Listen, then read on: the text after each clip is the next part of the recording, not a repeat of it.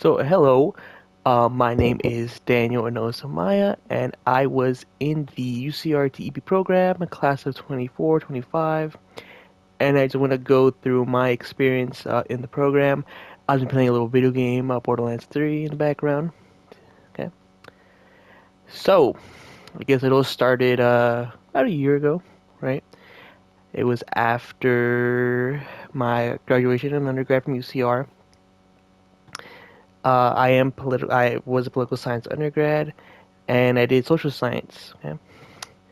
So when I first started the program in the summer, about 2 weeks after graduation, was very say normal start. If you've taken summer classes in the past before, okay, it's good. It's going to be a little long. Okay, the classes are probably like 3 hours twice a week for 5 weeks for the entire class, so it ends very fast. Okay, and during this time, it's going to be a good opportunity to talk with your friend or try to make friends basically because sometimes you have classes where you have about 20, 40 people, so it's going to be like college, but it's going to be a lot more it's like a mix of college and high school because making friends is going to be a lot more easier because you are a cohort. There's only about 200 of you in the program as a whole, and if you guys are in the same subjects you might be seeing each other a lot. Okay, so that really helps you make friends in the program. I know myself, I had a hard time making friends in undergraduate, so this is going to be very different in my opinion. Okay, so after you take your first session of your summer classes, you will have session B of summer school, and this is going to be where you meet your cohort with your supervisor. Okay, so your supervisor is basically going to be someone who's going to help you out. Okay, they'll be doing observations to you, so you have to get comfortable with them very fast, and you're going to have a class with them a week for the entirety of the program or what's remaining of the program after session A. Okay, and from my experience, that first session with my cohort was a little bit awkward. I'm a little more reserved person, so it's a little bit harder for me to make friends, but I eventually got to know them a lot better, and it really is a great thing because I just remember in undergrad where it is just so hard to make friends, find people that you want to talk to. But I think once you find your cohort, you will be incredibly happy with the friends you've made because you're happy when you see them, you're happy when you have the same classes as them, okay? And it basically becomes a support system for you, okay? So these people are going to be people you're going to be relying on for the entirety of the program. You know, if you ever need to vent anything, talk to them, maybe have some assignments together. So it's very important to talk with them. And during session B, there's a good chance that you'll be meeting your DCT, okay, your district cooperating teacher. And this is going to be probably one of the most nerve-wracking days of the program. Your first day going to your site, okay? So I went to my site about late August. Some people went before that. Some people went after that. So I say don't worry. If don't compare yourself to other people. Like they're probably going to be starting a little bit earlier, maybe a little bit later. Who knows? Different for everyone. That's something in this program that you need to keep in mind. Everybody goes at different paces. Okay. So I taught at Orange Vista. It was government economics, bunch of seniors. So I was pretty lucky. I did major in political science, so I feel like that was something that was pretty comfortable talking about. Okay. Not the same for everyone. I had a friend who majored in history and he got put in a psychology class. So, might be lucky with something that you're more familiar with. You might not. Okay. So when you're starting out at your site, you're gonna be given this really thick packet of work to do, where UC wants you to get to know like the entirety of the school. So what I remember, the most important person you're gonna want to know is uh, the school secretary. Okay, so the reason why is that there's gonna be a good chance that you're gonna be with a sub for your DCT. That's gonna be flow of income for you. So the faster you get to talk, they know your school secretary, the faster they'll be able to put you into subbing positions or subbing for your DCT. Yeah, it's just a very thick packet, a lot of work, but you'll get it done. So, get to my experience as being a student teacher. It was something that I was very nervous about. I'm a pretty anxious person, to be honest. But I wanted to push myself, and explore this career path because it was something that I've been interested in, education. Okay? And I think when you're first starting out, you're really going to be a mirror of your DCT. Okay? I know I was, a lot of the topics we did was similar. A lot of my notes were just based off hers. And I will say that during your student teaching, there will be a time where you have to take over. Okay, so to be honest, when you're starting out, it's gonna be different for everyone. Okay? So I know people who within the first month and a half they're already like making their own lessons, presenting to like their periods. I know myself. I was my DCT. Her name was Miss Marvel. She was definitely a lot more slower, which honestly I like and I prefer. I think I would have been. I don't think I would performed as well if I was like in the deep of it, like in October. Okay, but some of you might have a DCT that does put you in during October when you're taking over classes, putting in grades, which is fine. It just depends who you are. Okay, I know my DCT Miss Marvel. She was, I think, honestly, a match made in heaven. It was very perfect for me. Okay, I felt she understood me and understood the pace that I went at, which I appreciate. Okay. So once you finish up your summer quarter, you will enter your fall quarter. Okay, so uh, your first fall quarter, or your only one, I mean. You're gonna be taking probably around 4 classes if you are in the masters, and I know I was a little bit overwhelmed during that fall quarter just because when you're starting out, it really is a whole day. Like you wake up in the morning, 6, 7 in the morning, and then you go to your site, and then you go to UCR to go to your classes, which are still like 3 hours long, twice a week, and you'll get home around 9. So literally, you have very long days of actually doing something. So it can be very overwhelming. But this is just a 1 year program, so you just kind of have to buckle down. To be completely honest, also make sure you have a really good support system, and also think about where you are in your life. Okay? Like if you have to work, this program is going to be a lot more harder for you, honestly, because it's just going to take up more time of your day. Maybe take up your entirety of your weekend, so you might be really, really busy. Okay? So during fall quarter, probably I remember taking it's the class about history. This is going to be where you're going to see a lot of your subject people that are in your subject area. Okay, so in your cohort, you might have a cohort that comprises of English and social science. Okay, I know my cohort was math and social science. Okay, but yeah, some classes are to be dedicated just for social science. Okay. Fall again, it was pretty overwhelming just because you're taking 4 classes, typically one more than what you'll see in spring and winter quarter. Okay, so when you're in fall quarter, that's going to be we'll be seeing your first observation. So you're gonna have to learn how to make a lesson plan. Okay, it's something you're gonna get a lot of help with from your DCT.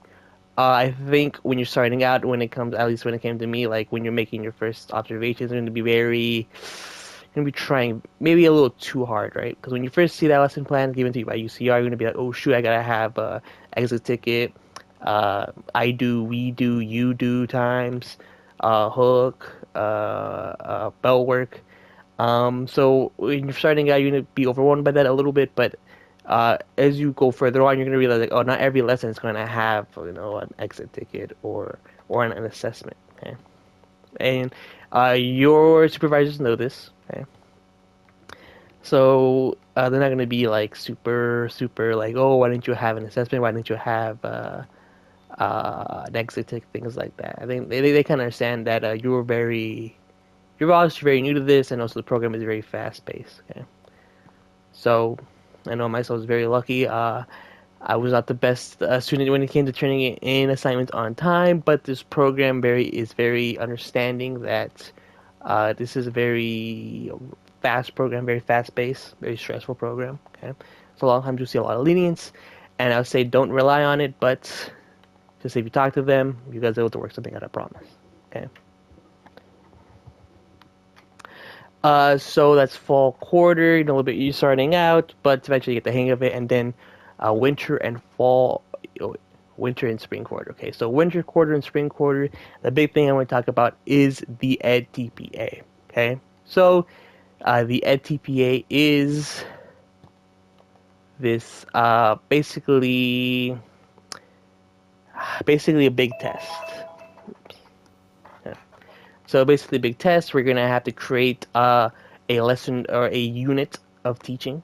Okay, and you're gonna have to have probably 3 to 4 lesson plans at the end of that unit. Okay, and this is gonna be very stressful because it's going to be something that you're not going to be turning into UCR. It's going to be like its own website called EdTPA, okay? Because this is not just something that California does. EdTPA is something that the entire country or countries or states can choose to do, okay? So the most important thing I'd say is to start as early as possible. Okay, I know myself, I was very late, okay? So the submission dates range, you could just search it up on Google. So for this program, the earliest one that was advised was March 6th. Okay, so it'll be March 6th of next year or whenever, or something close to that for 2026. Okay, so this is something that you're gonna have to do. A lot of it work is going to be on your own. Okay, so you will have in your supervisor class, it's going to be um, you're going to have parts of the ETP as assignments, but not every part of the ETP is going to be something that UCR really talks to you about. Okay. So, for example, recordings, lesson plans, choosing samples. You're gonna have to do that for the TPA. So I know myself, as I said earlier, I was very late to it. It's something that I don't recommend, but not impossible. Okay, so if you are, as things happen, because circumstances, might be hard. Okay, don't get discouraged. Okay, you're just gonna have to get it done eventually. Okay, something that everyone has to do, unfortunately. Uh, like I said, I turned mine in very late, but I did pass on the first try, so I was very lucky there. Yeah. And it was just a lot of stress, so much stress. It's just something that I kept thinking about, and I kept pushing off, because I was just scared, to be completely honest. Yeah. Uh, it's gonna be so many pages of writing and work, and it's going to be hard. It's going to be stressful. I know I was hella stressed out. It's very hard for me to do. But I get it. But I did finish. Okay, I persevered. That's the important thing in this program because I know it's very fast paced, but you're gonna have to have faith in yourself and faith in the people around you and the people who are teaching you to support you through this endeavor. Okay. So I got my results. So I turned it in April 20th, I believe. So very late compared to that March 6th advised deadline because it takes about 3 weeks to get your results in. That's important to know. Submitted April 20th, got my results May 8th, and I passed, like I said. So, once you get your ATPA done, your next big thing is going to be taking over. So, my story is going to be a little bit different for yours, hopefully, because unfortunately, I did have to get new DCTs. Okay, so basically new classes and a new advising teacher, and that was something that I was very upset about because I really liked my old DCT and I didn't want to get somebody new. Okay, and not something that I necessarily liked either. Okay, luckily I was able to stay at the same site, same class, same subject, same seniors. No, not same seniors, but I still got to teach seniors. Okay, and before that I was basically subbing for 2 weeks, and that was considered part of my time, my in what was it called, independent time. Yeah, so basically the time that you're in charge of, you take over. Yeah, that's what I was looking for, taking over. So when you're taking over, you're expected to make basically everything from the ground up, okay? So they want you to be able to make your own tests. If you're able to, maybe you might find a place. You might have a class where you have to have specific tests you have to give out, but they want you to make your own lesson plans, your own activities. They want you to take over like communications with parents or households. When you're basically gonna be a whole teacher for 2 weeks, okay? And part of my solo teaching was a little bit stressful because I was basically by myself. While my DCT was not there, my old one, okay? Then I switched to a new DCT and had to do the remaining of my time there. So total teaching would be about 4 weeks, or at least 4 weeks for the program. That would be at least a month of instruction. Mine was split up just because of my circumstances. Hopefully that won't happen to you. But it was a very stressful time in my life, to be completely honest. I really did not like my new DCT. Just because of an incident that occurred that really damaged our relationship, to be completely honest. But Again, this program you're just gonna have to power through. It is only 1 year, very fast paced. Okay, it's going to be hard, but you're gonna have friends that are gonna support you on your way, and your supervisor is gonna be there for you. Okay, you can talk to higher ups in the program like Denise, Odie, set up meetings with them, talk to you about your concerns. Okay, uh, and after that, you're honestly kind of done. You just have to do your hours. Make sure every hour is done, which is 600 minimum for the program. Also, the observation. So you use a website called Watermark. That's where you're going to record a lot of your information for your hours, your observations you're going to have with your DCT and your supervisor. So you should expect to see your supervisor at your site probably at least twice a month. And also be able to record yourself for the EdTPA and for the UCR program because they do allow you to record videos.